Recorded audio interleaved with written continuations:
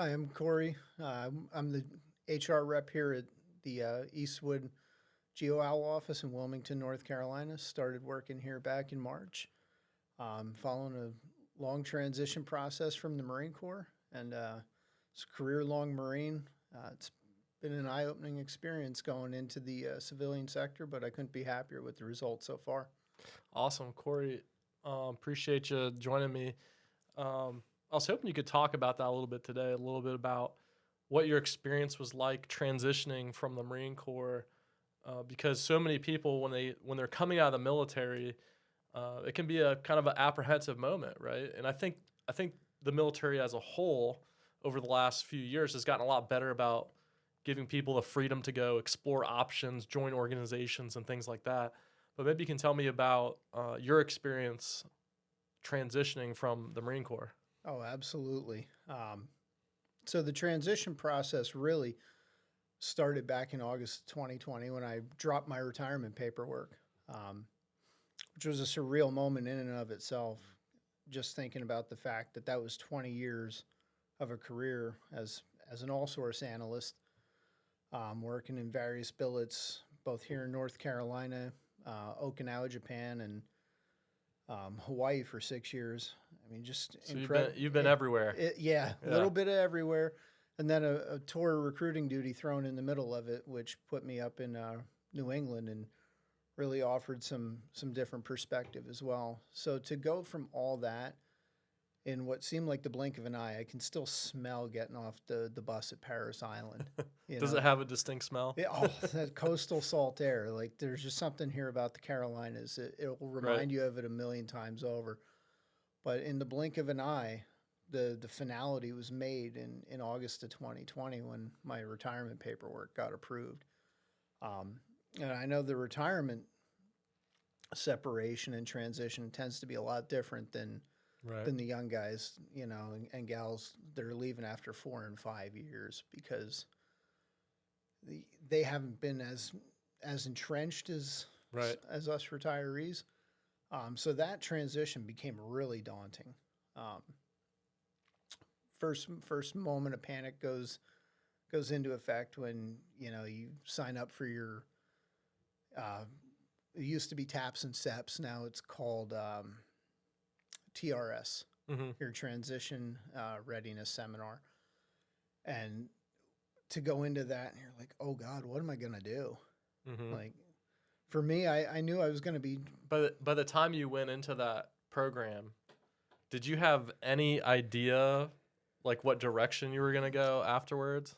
I didn't. So I had Mm. started my master's program, which was going to be for HR, through Troy University. So I knew I roughly wanted to enter that realm, but I really didn't know for sure whether or not that was going to stick. Because I got my undergrad in business, and I thought, okay, I can deal with that. There's analytics in business. There's some Hmm. parallels that can be drawn with the Intel community. But it was time to get out of the skiff. It was time to get out It's of nice the. to work somewhere with windows, isn't it? Exactly, exactly. Um, but really, at the end of the day, I didn't have the slightest clue what I was going to end up doing post Marine Corps. I knew I wanted to be a little bit more people friendly, break away from that introvert mentality, and become more of an extrovert. But I didn't quite know how that was going to work. So I went into that TRS class just hoping to start networking and getting some tips. Hmm. Um, and luckily, I had done a lot of good shaping for post Marine Corps life on my own between getting education knocked out, taking care of my daughter, giving Right. her my GI Bill. So those things were all pretty well set. Um, but then you go into TRS, then you go into VA disability, Hmm. um, you go into your various workshops. I didn't do a skill bridge like a lot of other people do, so I didn't know what to expect. Um, when that day was going to come around in September of 2021 and it was time to transition. So Right. you had a 13-month process before you actually got out and then 5 months afterward to figure it out. Okay. Um, So through you've landed on your feet. You're doing great, obviously, here at GOL. Uh, for anyone that's maybe in that process right now of trying to figure it out and they maybe have some of those same apprehensions that you had, what would be your best advice to someone exiting the military? One, temper expectations. Um, you're going to find out it's a growing process, and it evolves, by the day, depending on what you want to do. Everyone thinks, oh, it'll be easy. I've got a 20-year career, or even if you only did a 4 or 5 year enlistment, you had that work experience, on a real life level. Oh, I'll just transition into a parallel program, and it's all going to be fine. And it doesn't necessarily work that way. Buzzwords on a resume that you're like, why is my resume getting ignored? Mm-hmm. And then all of a sudden you rewrite it, switch your words up, you make sure you hit appropriate keywords, qualifications that you have, but you have to word it properly. Mm-hmm. And then all of a sudden recruiters start calling you. Right. It's like, oh, that's all it took? I find that a lot of people exiting the military struggle with building a good resume. It's one thing to take the things that you've done in the military and translate it into civilian speak, right? Right. But it's another thing when you actually have to understand the types of things that companies, businesses, organizations like to see, right? Right. So for me, this is what I like to see on a resume. I like to see a chronological order, a progression, right? I want to see someone that's pushing for that next level, right? So if they came in as a level 1, whatever it is, and they're leaving at a level 3, that tells me that they've moved through and that they're focusing on their own growth. I also like to see particular tools. Tools are a great way to signal that, hey, I'm really good at working with data because I've used Tableau for this many hours and I've used Power BI. These types of things, just listing out tools, I think is a great way for anyone exiting the military to, on the civilian side, a lot of those tools are the same. So when we see the tools, the software tools, we're saying, okay, I get what this person's done. And then another thing that I like to see, in addition to the tools and the chronological progression, is, does this person actually know how to write? Writing is a skill, and I really suggest that if you're in the military, have someone help you write that resume. If you're not comfortable writing, have somebody help you get your the things that you have completed into actionable writing. So like, I completed this, I finalized this, I created this, I led this. It's a sure sign when I see a resume and it's not well written. Like, this person's probably not going to be great at communicating when they start with the company. So Right. what about you? What tips would you give to somebody that's maybe building a resume, getting out of the Definitely military? trim down jargon. Understand the appropriate balance of what those words mean. Civilian to military comparison, and appropriately capturing that. And something that I had thought about as I was pursuing my business degree, whether or not I was going to retire in 2021 wasn't at the front of my mind in 2018 when I'm pursuing a business degree and I sign up for Lean Six Sigma. Right. And I'm adding a tool. I'm adding things to that toolkit to get ready for post-military life, because, like I said, I didn't quite frankly know what I was going to do. Even with all the best laid plans and all the things that I had tried to do to prep, there were no sure things. So if anyone has a defined end to their career, if they're not acquiring those final pieces of their toolkit, and then they might be in for disappointment when that transition time comes. So hopefully, they're doing all those things. Pay attention in the resume classes, because I'm fairly certain every other branch has some comparable course to TRS that the Marine Corps goes through when it comes time to transition. Got to pay attention to those resume courses, because that was really key in helping me get my resume in order. I find that there's typically two types of people when they're retiring from the military. There's the type that wants to use it as a launching point to go on to do whatever, and there's the type that really do want to retire, and they're just, they'll go do whatever job and hang out, and they have the dual income and they're doing just fine. So I always find that kind of interesting that you can either take it as a real stepping stone into a broader, more robust career, or you've served your country, you've put in your time. If you want to relax, have a stable job, a steady income, and that's great. Do that, right? Right. So at Geo Owl, we have what's called the Military Transition Program. And the Military Transition Program is really focused on developing people as they transition from the military and helping them find a place to either work, a community to live in, and whether they come and work with us at Geo Owl or with one of our industry partners, we're all about just helping people transition from the military, giving them tools, resources, guidance, things like that.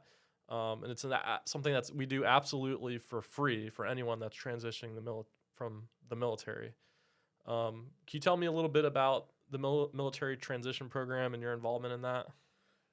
Yeah, so I've been helping out Joe and Jeff in the recruiting department as far as military transition, offering myself both as a resource for general knowledge, and then two as a subject matter expert, so to speak, having just gone through the transition process, as far as offering up tips and advice for separating service members, as well as trying to drive home the point to and it does hit really close to home for me. I mean, Camp Lejeune's right up the road. I have a lot of friends that are involved in the intel community and are going to be EASing or retiring here within the near future. So I always want to offer up anything and everything I can to them to assist in their transition. And Geo Owl being 90% veterans, it might even be a little bit more than that. It might be. You have to run the Yeah, numbers. We'll have to pull the numbers on that one. Yeah. But having that as a in-house resource to have so many other veterans of all different experience levels. I mean, we've got people that did one enlistment and got out. We have several retirees. We have a lot of people that are still in the reserves. Yes, we do. People that are deployed overseas right now. So we live that military life for sure. Yeah. And so that makes for a great off-ramping point, or at least point of contact. Right. If you can't, like I used to say on recruiting duty, if you can't make a Marine, make a friend.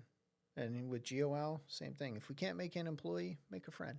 Exactly. Because that networking will serve everyone all that much better in the future going forward, because you never know when opportunity is going to come and who it's going to come from. So you always have to leverage every last bit of your resources that you've got. And having that connection here, I feel like it's been fantastic, especially having the amount of former friends and colleagues in the Marine Corps that have reached out to me about Geo Owl. And, unfortunately, sometimes I got to tell them, well, we don't have a position for that, but, stay in touch. I'll keep you posted. Yeah, we don't have positions for everything, but what we're hoping to do with the MTP is provide that friend, that resource, that, hey, when you're exiting service, we get it. We've all been through, most of us have been through this. We've had the anxiety of getting out of the military and scratching our head on what we want to do when we grow up. And because of that, we wanted to help people as they're transitioning. That's what it's there for. It's there to help veterans transition into the civilian world. So it's really been fantastic, honestly, to see some of the people that apply for the program and like, okay, I don't know if this is, I don't know if we're going to have an opportunity for employment here, but at the same time, you get a chance to talk to that individual, whether it's chatting on LinkedIn, a phone call, Hmm. and you start that process of, hey, we're still here if we're here to support you in any way possible. So Yeah, and we've even helped people land other jobs at other places. We'll take their resume and forward it. We know where openings exist, right? So right, we'll take that and forward it to places that we think they have a good chance at. We've helped people find homes that they're now living in that don't even come and work with us, but we've helped just because that's what we want to do. We want to help them be successful. We'll help format the resume even, if someone comes in yeah, and needs that specific help. yeah. So that's what it's all about. So And even when I got hired here, I was still living up the road a little bit, having to commute and having everyone hmm give me pointers and tips on what I needed to learn just in Wilmington alone. That was kind of an unspoken point of the transition process. yeah, I had a house, but I wasn't ready to move yet because, closing and lease back and all that sort of stuff. But the team here really got me prepped just for, that post move phase of actually, coming down to ground zero here. And I'm exceptionally grateful for it. It helps me save time in traffic every morning. isn't isn't that what's most important? So if you're interested in the military transition program, you should go to geowl.com/military and go ahead and apply, and we'll see your application come in, and stay tuned for webinars and events that we do with the MTP, and maybe you'll get some free swag. Who knows? I would sign up. geowl.com/military. Later.